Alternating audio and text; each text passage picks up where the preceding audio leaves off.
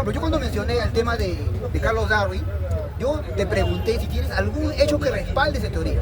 Ya, está bien, Carlos Darwin teorizó sobre la macroevolución o la evolución, pero tú no me has dado todavía ninguna prueba, ni una demostración científica o una razón para yo creer en eso. O sea, mejor dicho, te devolvieron a... tus creencias no tienen el fundamento que tú necesitas para que sean bien estables. ¿Por qué? Está bien, yo puedo creer, hay gente que lo cree. ¿Cuántos años tiene Carlos Darwin en su teoría? Ya, no sé cuántos siglos, más de un siglo, no sé, 80 años. Pero la pregunta es, de aquí para adelante, dicen los hechos científicos que sustenten que eso es cierto. ¿Dónde están los eslabones perdidos de la cadena macroevolutiva? Ya, ¿en qué se basó Carlos Darwin? Dice, en su teoría, se basó en los picos, los pinzones que vio en Ecuador, ¿verdad? Dice que tuvieron unos cambios en sus picos, ¿ya? Y esos picos dice que hay, como razón para creer en la evolución. Pero sí, es cierto, el ser humano puede adaptarse al medio. Y hay microcambios, sí, como el ejemplo de muchos mamíferos. Pero los macrocambios que tú hablas, de un cambio de generación de especie a otra, no existe. Hasta ahora, ¿dónde está el hombre, como dicen, el eslabón perdido del simio al hombre? ¿Dónde está? El tema de la selección natural, ¿no? Si tú me dices que hay, no puedo creer que tus creencias son correctas. Me parece escuchar una película de ficción, como decir, estoy escuchando, que te digo, una suerte de cuento o algo así, una película de ficción. ¿Por qué? Porque mira, encuentro en la realidad al primate, ¿ya? Encuentro al ser que es la evolución del hombre, que es el hombre. Encuentro a toda la cadena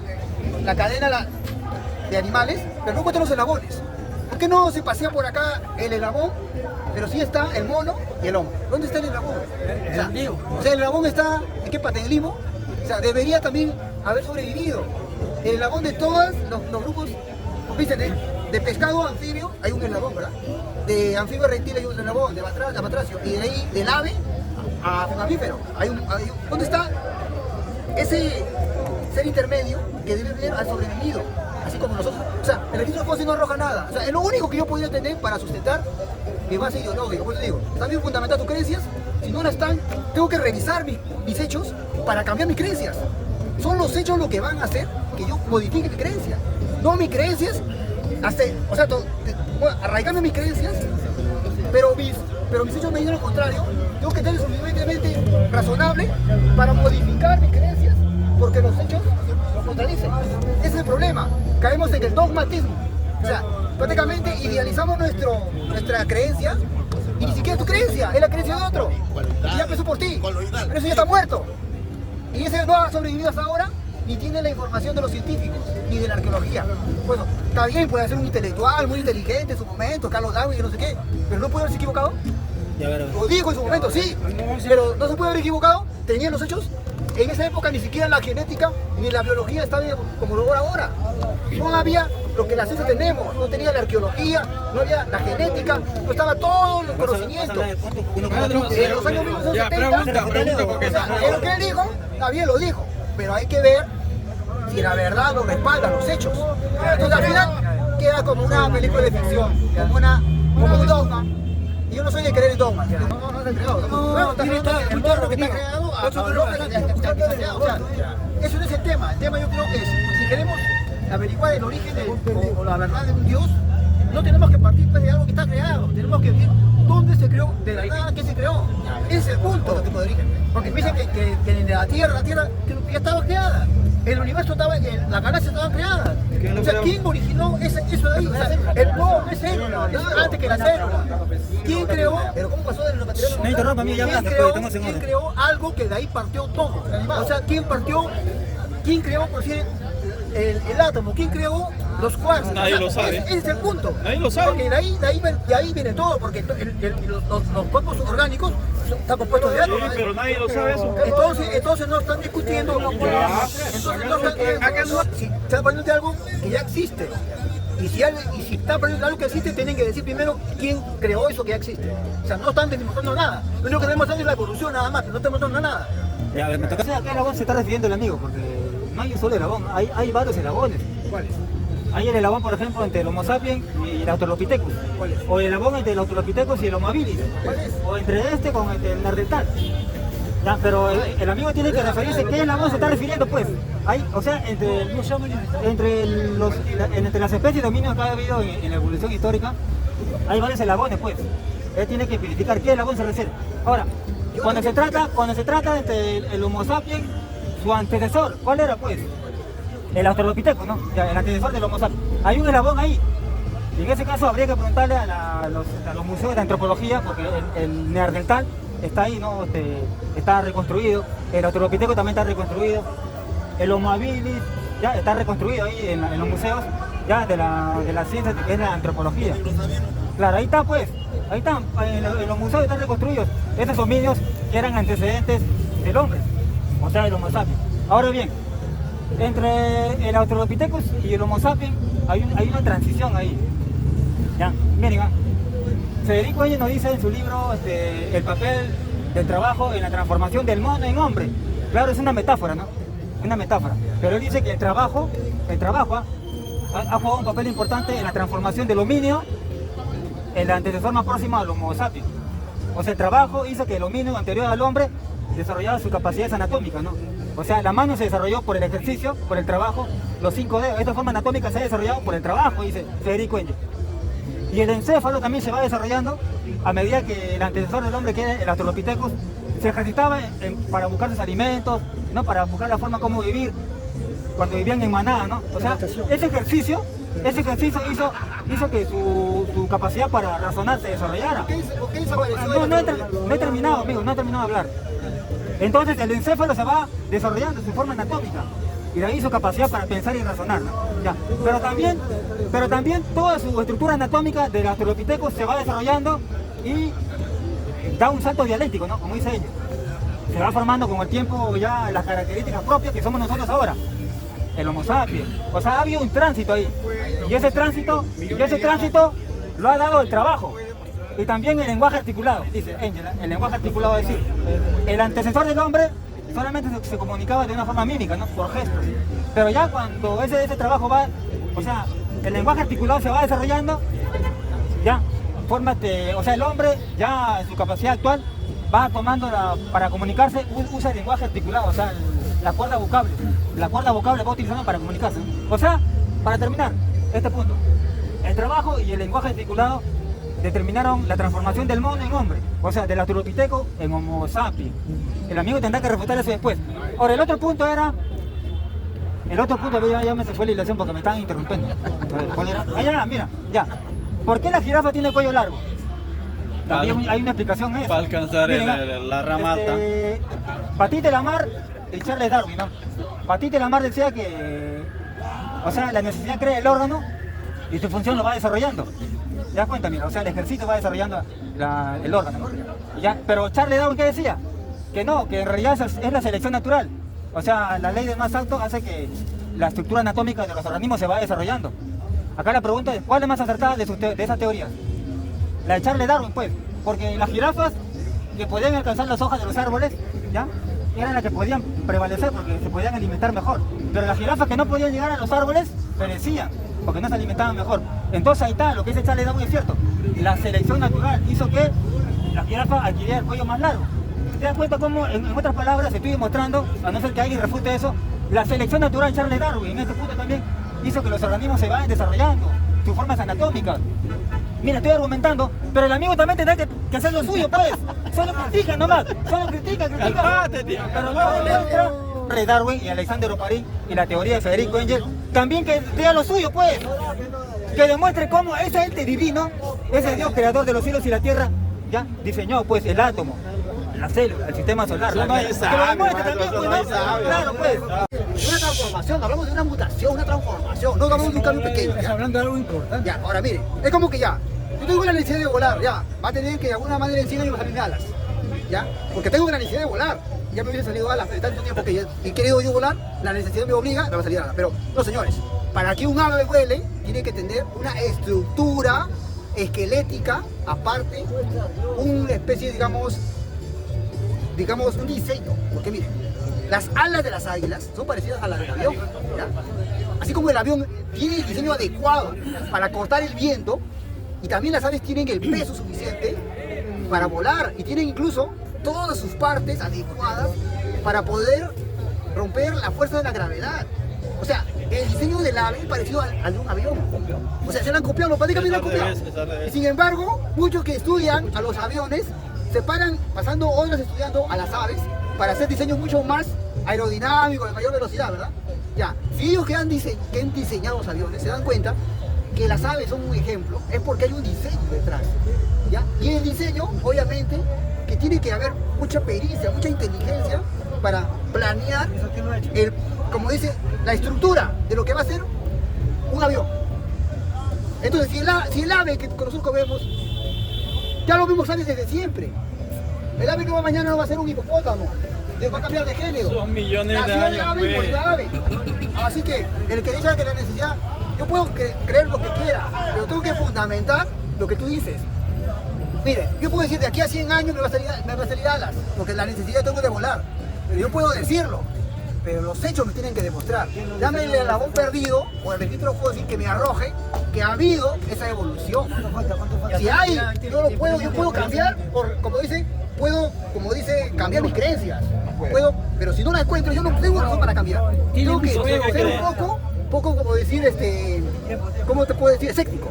No te puedo aceptar lo que tú me dices, prácticamente es una fantasía. Pero como me estás contando el cuento de la Caperucita Roja o de la película de Star Wars, yo creo que estoy en el universo. Entonces, según usted, alguien... No puede haber una conciencia superior de la conciencia humana. Porque para que haya una conciencia superior a la conciencia humana tiene que haber base material. La conciencia como la conocemos tiene base material, ¿no? ¿Cuál es? Las neuronas, el sistema nervioso central, ¿ya? El encéfalo, o sea, estructuras materiales tienen que haber para que haya ideas, para que haya pensamiento, para que haya memoria. ¿Ya? Entonces, eso no es requisito para que haya conciencia. Ahora bien, la conciencia divina, ¿tiene base material? ¿Cómo se sustenta? Los amigos creyentes tienen que demostrar eso, ¿eh? Porque nosotros los materialistas sostenemos de que la materia es todo lo que existe, la realidad objetiva, masa, tiempo, espacio y energía, todo eso existe pues. Pero Dios, dicen que ellos existen, pero ¿cómo lo demuestran pues? ¿Es materia? ¿Es masa, es energía? Tienen que demostrarlo. Ah, ahí viene el asunto pues, ahí estamos avanzando recién pues, ¿no? Mira, entonces estos dos puntos nomás se quería aclarar.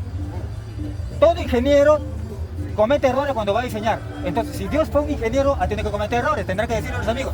Ahora, otro, si tienen una conciencia sin materia, que lo demuestren, bueno, que lo demuestren los amigos. Estos dos puntos nomás, a ver qué refutan.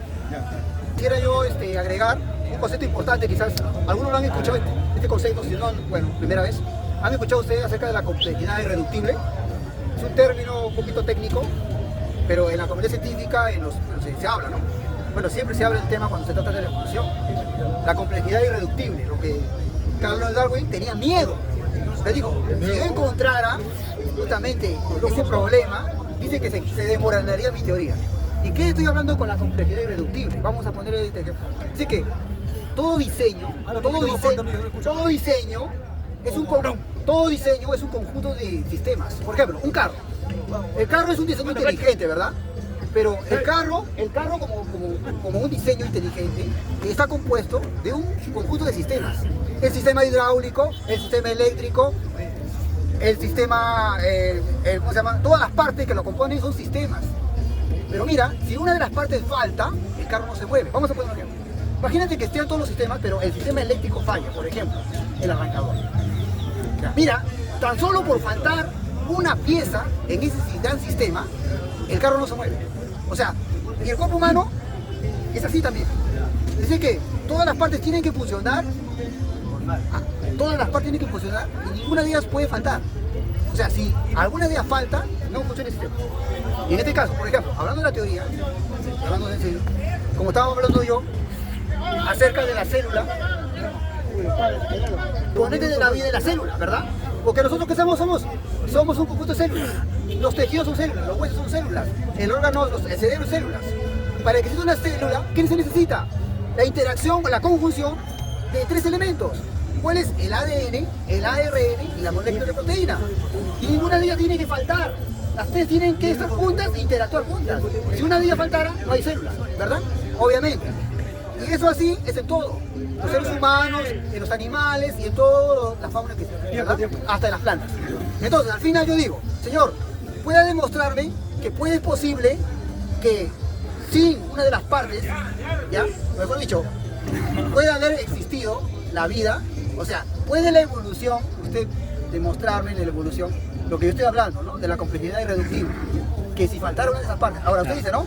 Que los huesos, ahora, si faltara una de esas partes, ¿podría haber evolución? A ver, ¿puede explicar? No sé si tiene una respuesta a eso. Pero le toca acá la misma. ¿Cómo aparecen los coloidales? Como consecuencia de qué aparecen los coloidales.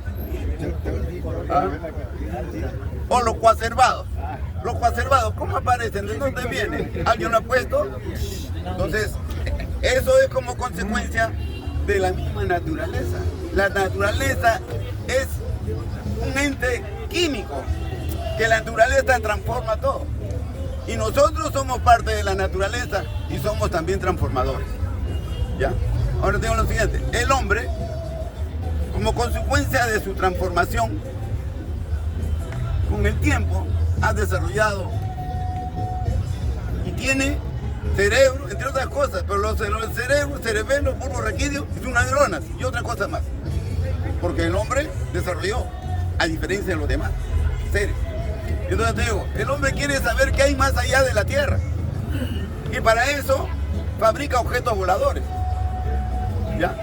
Y entonces en su fabricación, ¿qué es lo que tiene que hacer? ¿Ustedes creen, amigo, que una nube puede romper la gravedad de la Tierra? Entonces el hombre tiene que darle a ese objeto volador una fuerza mayor que la gravedad. ¿Para qué? Para romper la gravedad y recién sale. ¿Ya? Pero de abajo lo están monitoreando, un monitor, los científicos. Y a esa maquinaria la hacen volar. Y de abajo se dan cuenta de que hay una luz blanca. ¿Y de dónde viene esa luz blanca? Y se dan cuenta, comienzan a direccionar el monitor y se encuentran que hay otro sol. Que es, la luz blanca es como consecuencia de un sol que está más allá donde nuestros ojos no pueden ver. Y entonces, ¿qué reporta ese objeto volador? Que ese sol es 7 veces más grande que el sol que conocemos todos los días. También reporta que ese sol que es 7 veces más grande, reporta que está en un estado de descomposición. O sea, no está joven, no está niño, no está adulto, está viejo ya, para transformarse en otra cuestión. Entonces nosotros nos preguntamos, si ese sol allá tiene esas cualidades, hasta donde se sabe, entonces amigos nos preguntamos, este sol que tenemos acá, que vemos todos los días, ¿cuántos años tendrá? ¿Cuántos millones y millones de años han tenido que pasar en que este sol que no lo vemos? ¿Y cuántos millones y millones de años tendrá que pasar para que este sol que vemos acá se tenga que transformar? Y además de esto, para concluir, la Tierra, ¿qué ha sido la Tierra? La Tierra, en el centro de la Tierra hay una masa incandescente que está explotando todos los días. Significa que la Tierra ha podido ser un sol que aún todavía no ha terminado de enfriarse. Es algo que ya está creado. Eso es la creación, la ciencia lo explica perfectamente, del paso del hombre, del inicio de la célula, eso la ciencia ya lo explica perfectamente. Lo que la ciencia no puede explicar es el origen de cómo se originó ese primer elemento para producir el todo. O sea, cómo surgieron los átomos, cómo surgieron los cuartos, eso es lo que no puede explicar la ciencia. Lo demás, eso ya la ciencia lo explica perfectamente, eso no hay nada ahí, ninguna duda. Lo que se tiene que pensar acá es cómo surge el todo. Si antes no existía nada o nunca existía nada, ¿cómo es que algo surgió? Surgió de la nada, surgió espontáneamente.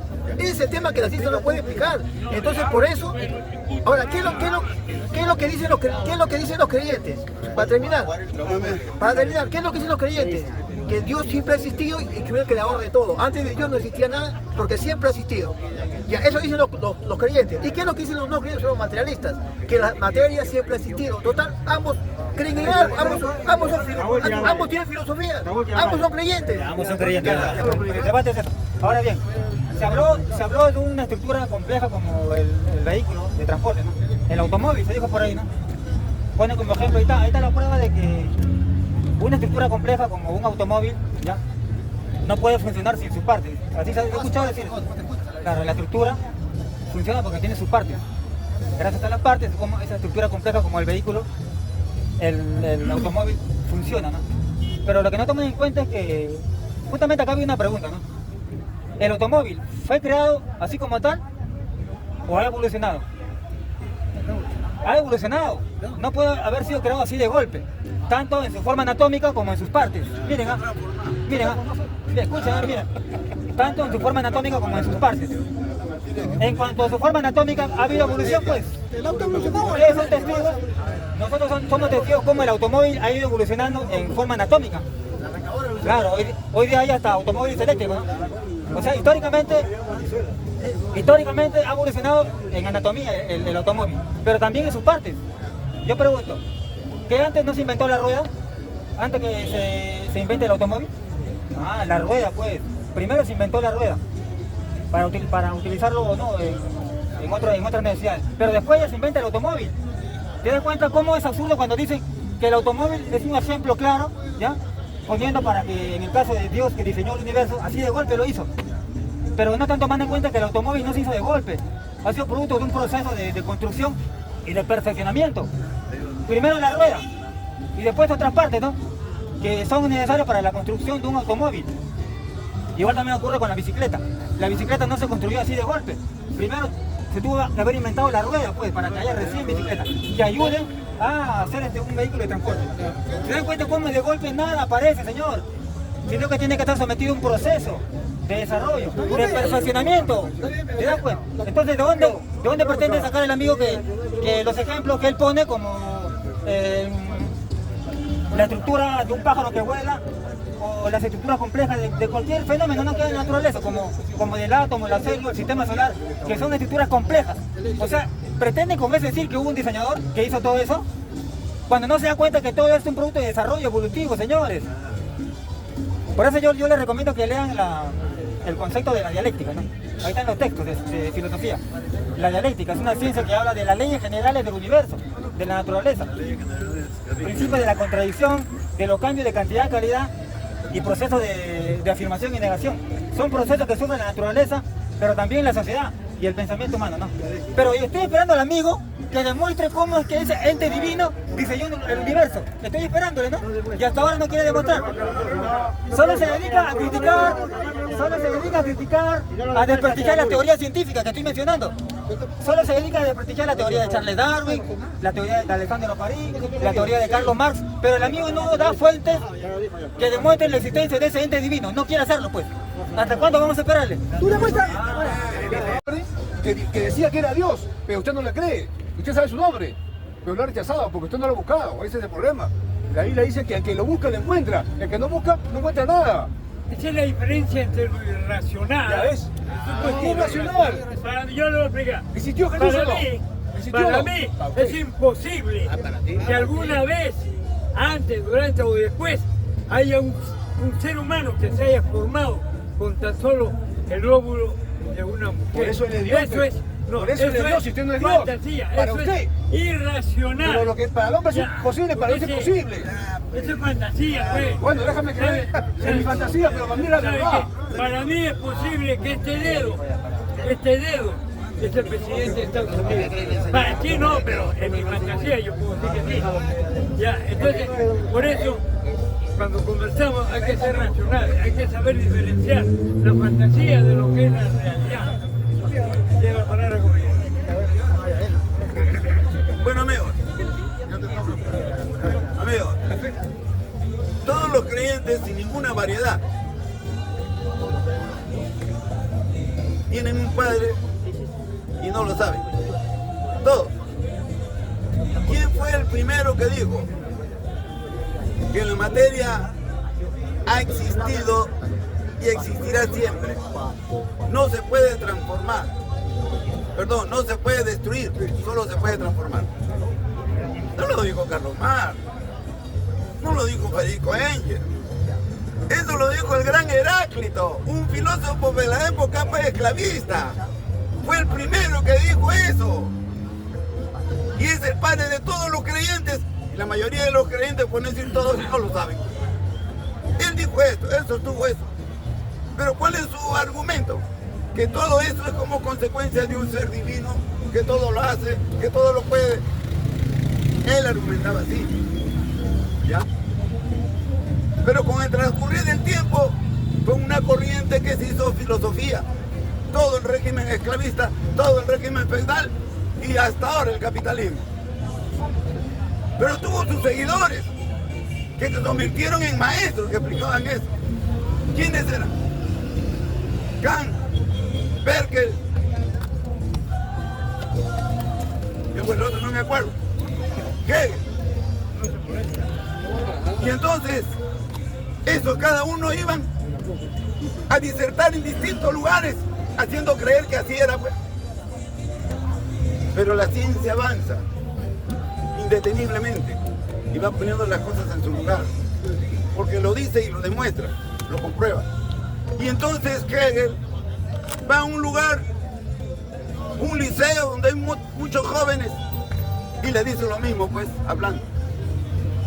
Que la materia siempre ha existido y existirá eternamente. No se puede destruir, solo se puede transformar.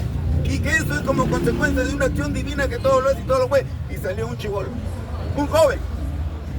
Le dice, profesor, yo estoy de acuerdo cuando usted dice la primera parte, pero no estoy de acuerdo cuando usted dice que eso es como consecuencia de un acción divino que todo lo es y todo lo. Ahí no estoy de acuerdo. ¿Pero por qué le dice? Porque eso es como consecuencia de las acciones físicas y químicas y de las leyes generales que rigen el movimiento, tanto de la corteza terrestre hasta del pensamiento humano. Lo acaba su maestro.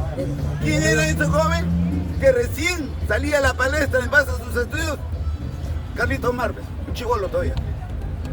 O sea, quien te dice, habla primero de la materia, es Heráclito.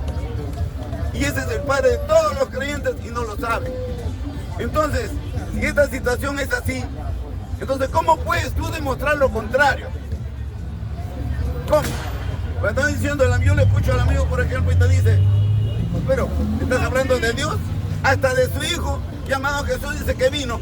Ya pues, y nos preguntamos, ¿cómo vino? ¿Como todos nosotros, de hombre o mujer? ¿O vino solamente de mujer? ¿Y su papá? ¿Cómo hizo eso? Y como no tiene explicación, le explica pues de una manera mitológica, y la mitología es mitología, pero no te está hablando la verdad, te está falseando. Entonces quiere decir, por eso te digo, para que, ¿dónde termino ya? Para que él suba a los cielos después de muerto, resucita y se va a los cielos. En una nube, él se monta en la nube. Una nube, ¿cómo puede romper la fuerza de la gravedad de la Tierra? Una nube, ¿cómo puede viajar hasta la luna? Es imposible porque se diluye. Esos son fábulas, esos son leyendas. Por eso el señor Albert Einstein dice que la Biblia es un libro cuyo contenido está plagado de fábulas y leyendas, y que la creencia en Dios, el alma, en los espíritus, es como consecuencia de la ignorancia de la gente. Lo dice él. Yo estoy de acuerdo. Voy a hablar acerca de la distancia de la vida como la vida. Que la vida no es algo tan simple como acaba de atribuir el amigo, algo como que se puede dar producto de la evolución. No, señores, es algo mucho más complejo. Voy a poner un ejemplo. Miren, los científicos, bueno, para poder, digamos, más o menos dar un ejemplo, una analogía, algo que se parezca a la célula, lo han ilustrado así. Miren, en un microscopio, una célula es algo así aproximadamente una 10 milésima parte de un centímetro. O sea, miren, tengamos por ejemplo por ahí una centésima parte de un centímetro. O sea, vamos a poner un ejemplo. De un centímetro. O sea, miren, es como decir, agarremos algo así, de un punto así, 100 veces esa parte, para verlo con un microscopio. Pero si entramos dentro de un microscopio y vemos la célula. Ahora la célula, si la agrandamos a una magnitud, una dimensión humana, sería comparable, dicen los científicos, a una gran fábrica, un gran complejo industrial. ¿Por qué? Porque en ese gran complejo industrial, dice, hay una serie de actividades complejas que tienen lugar en la célula. ¿Cuáles son? El núcleo, ¿ya? El cuerpo, la parte que rodea a la célula, que es el núcleo celular, perdón, la membrana celular, la mitocondria. Tienen lugar las actividades que tienen lugar. El ADN es el centro de operación, el centro donde se encuentra la información, y que llevan el ARN, los artesanos, a la producción de la molécula de proteína. O sea, es como un complejo industrial prácticamente, una fábrica. Porque ¿qué se procesa? ¿Qué se crea? La molécula de proteína. O sea, los bloques de construcción de las células. Nosotros somos, ¿qué somos? Aminoácidos. Y los aminoácidos luego son proteínas. Nuestra materia prima son moléculas de proteína. ¿Y quién los crea? El ADN y lo traslada al ARN. O sea, imagínate una enorme fábrica, un complejo industrial en nuestro interior. Pero ¿cuántos hay? Una célula, para una célula de tejido, hay 100 millones para formar un tejido. Ahora, yo la pregunta, ¿cómo se produjeron estas células? ¿Se autogeneraron? Por eso cuando el hombre habla acerca de la evolución, no puede dar una explicación razonable de que cada una de esas partes se han autogenerado por sí solas. Obviamente, no pueden haber sido hechas por sí solas ni haber sido ni existidas ni ensambladas todas ellas a la vez. Entonces, donde hay inteligencia, ese es mi razonamiento, donde hay inteligencia, porque para hacer esto debe haber una inteligencia, así como un enorme complejo industrial no puede haberse generado de la nada, tuvo que haber una mente maestra que esté detrás. ¿Cómo podría la célula, que es mucho más compleja que un enorme complejo industrial, autogenerado? Más bien no podemos llegar a la conclusión lógica de que un intelecto de alguna manera tuvo que estar detrás, obviamente. Entonces la pregunta es, ¿de qué tipo de inteligencia hablamos? ¿Una inteligencia humana? No, una inteligencia superior, obviamente, porque esa inteligencia tuvo que haber creado esas partes, haber accionado que todas estas trabajen juntas y haberlo hecho de la manera infinitamente pequeña. O sea, ni siquiera el ojo lo puede ver. O sea, es invisible prácticamente. Que el ojo, para que veas, tiene que tener un microscopio. O sea, mira, una célula que no lo vemos diminuta. Todos nuestros tejidos, nuestro cuerpo está trabajando. ¿Algo hacemos nosotros para que trabajen? No, por sí solos. Los huesos, los de cabeza, por sí solos. O sea, detrás de ello, para mí, tiene que haber una inteligencia obligatoriamente. No podemos descartar eso. Entonces, la evolución y lo que dice el amigo, prácticamente es una película de ficción. Estamos inventando un cuento para querer darle una explicación que no es nada ni lógica ni racional. La única explicación es que tuvo que haber un diseñador, tuvo que haber alguien. Si el hombre es el Creo que en este ejemplo más o menos redonda la idea de que la vida es tan compleja que no puede haberse autogenerado y no puede haber sido creado por sí sola.